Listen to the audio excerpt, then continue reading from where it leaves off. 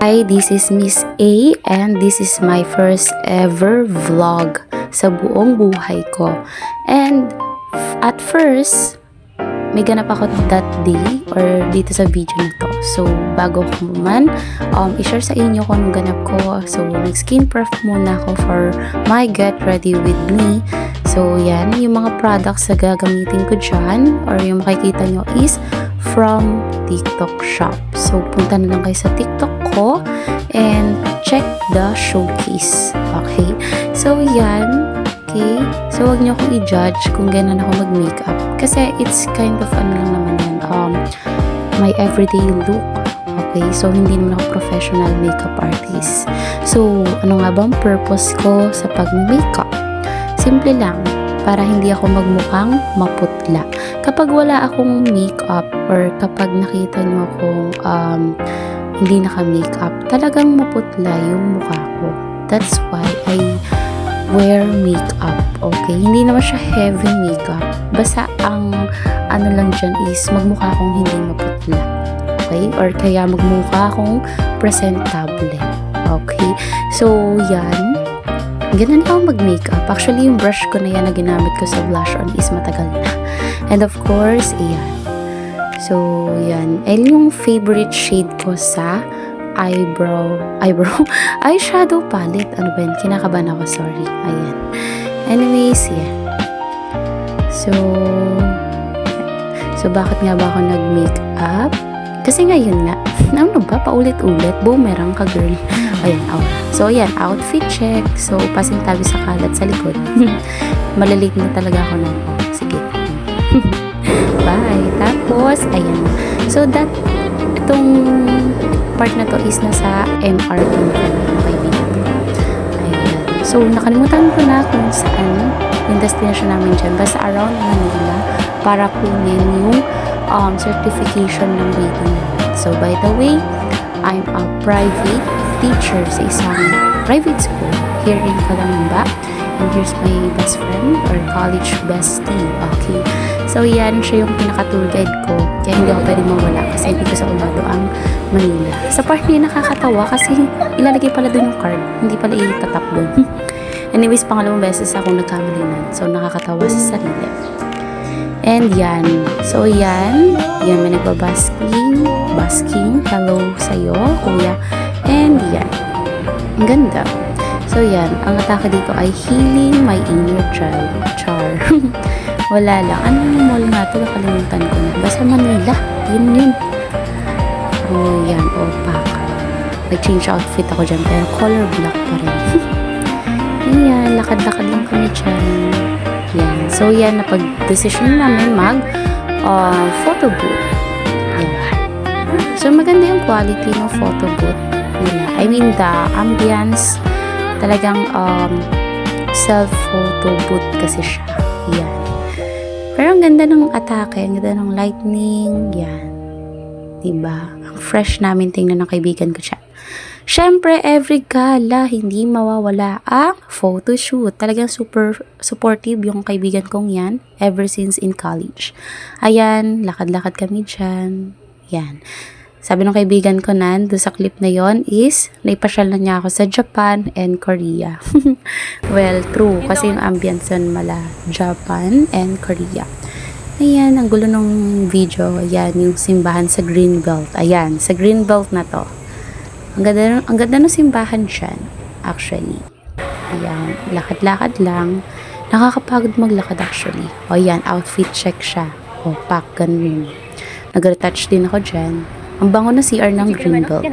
Swear. Ayan. Ayan, lakad-lakad. O, pack. Medyo magulo yung ano ko. Yung pag-capture ng moments. So, ayan, nagchikahan lang kami dyan ng kaibigan ko about life. Mga plans namin sa life. Mga kaartehan namin sa buhay.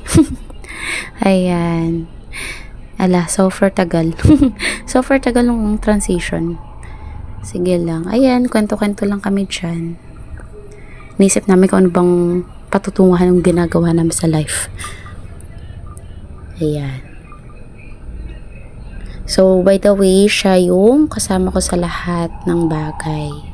Okay, from the day one. So, siya yung bestie ko, siya yung kasabay ko mag-let, siya yung kasabay ko mag-asikaso sa let, siya yung kasama ko sa taking, siya yung kasama ko sa everything. Lahat ng mga na-experience ko is dahil yun sa kanya. Diba? So, yan. Siyempre, hindi makukumpleto ang pagkakaroon ng Starbucks. So, by the way, libre ko na kaibigan ko. Ayan. So, alam na rin niya kung ano yung ordering ko dyan. So, yan. Ate, sure ka pa talaga? Ayan yun yan. Sa mall. Batang ka lang ba? Batang ka Manila. Si Scarlet Queen. So, hindi ko nakapagpapicture kasi gabi na rin ako nakakailan. Pero hindi ko maalala yung Scarlet Queen. Kasi sabi ko, Oh, si the Tim smell is Creamer not yun. giving at all. Tapos, si Scarlet Queen. Ganda, ang liit ang buhay. Tapos, alam mo yun, mas matanda ako Scarlet Queen. Pero mas matanda ko sa Pilipinas. Ganda. Kamukha nila sa kanya. Antipolo, Katipunan, May aura. Ako lang ba? Kamukha nila si Camille Pilipinas. So, yan. Naglalakad ka na. Naglalakad kami ng jeep na Alam mag-NR ka so, actually, yan. Nasa kanya ng diyang bus is Santa Cruz. Santa Cruz. Oo, layo pa na. Kasi, Santa Cruz. i-imagine ko yung LRT. So, hindi pa rin namin ubos yun. Ayan. Nakasakay na kami or nakapasok na kami sa bus.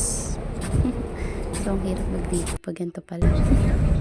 And, yan. Nakahanap na kami ng seat or ng area kung saan pwede kami umupo. So, yan. Chika-chika lang kami about sa mga nangyayari sa buhay namin. And some advices. And, kumbaga, girl talks yan. So, deadma or dead is kami sa mga nasa paligid namin. Kasi, hindi naman kami nila kilala. Oo, deadma talaga. So, ayan. So, feel ko sa journey na to, hindi naman matatapos sa pag-asikaso namin ng rating yung pagkakaibigan namin. And, of course, bakit nga ba kami kumuha ng PRC rating or kumuha ng certification of rating? Kasi nga, we're going to take our masteral education or MAED. So, parehas kaming BS Ed Filipino, parehas kaming graduate, parehas kaming sabay nag-take ng LET last September 29, 2024. Pumasa kami ng December 13, 2024. Nag-o-taking kami sa PICC February 2, 2025. So, yeah. Parehas kaming teacher na sa private school. So, on to the next sa amin ng best friend ko. So, to be honest, siya lang yung, I think, marami akong besties or best friends sa college. Pero siya yung unexpected kong makaka-close ng super, makaka-vibes ng super, what do you call this, makaka-vibe, yung mga ganong bagay. And, most of all, isa siya sa pinaka-trusted and maasahan kong kaibigan. So, very brainy yan as in. Madami yung alam. Anyways, ayan. Parehas kaming walang tulog that day. Grabe. And yan, naghiwalay na kami ng kaibigan ko kasi bumaba na ako sa may SM nan. So, yan, video lang ang ito. Ayan. So, thank you for today. Uy, sana all nasa unahan. Char. Hindi, thank you for today. Ano ba? Ayan, naglugas muna ako ng pinggan bago ako magpalit ng damit or maligo, whatever. Basta yan. Ayoko kasi nung may kalat or may ligpitin sa lababo. Okay? So, gusto ko payapa. Kasi favorite ko naman ang maghugas ng pinggan. So, yeah. Anyways, this is my first vlog. I hope may support and I hope hindi ako mabash. Hindi mabash. Kasi nga pa utal-utal ako tapos di ko alam yung sasabihin ko. Basta madaldal ako, ganun yun. Basta wala akong sinasabing masama. Basta kung anong nakikita nyo, ayun ako. Siguro depende sa taong makakasama ko kung ano yung ipapakita kong ugali. Pero hindi naman yun ibig sabihin, plastic ka. So, ang ibig sabihin nun is, ganong uri ka ng tao. So, ang dami ko sinabi. Inagugus lang ng pinggan dito. Sino ka dyan? Anyways, yan. Ano? bumalik siya. And yan, nanonood ako dyan. Kasi, that time is 2 o'clock a.m. onwards ata. Hindi pa rin ako makatulog. So, guess what? Ang pinapanood ko dyan ay ang mga nagsasalitang prutas sa Facebook. And ayun lang. Good night and thank you for watching.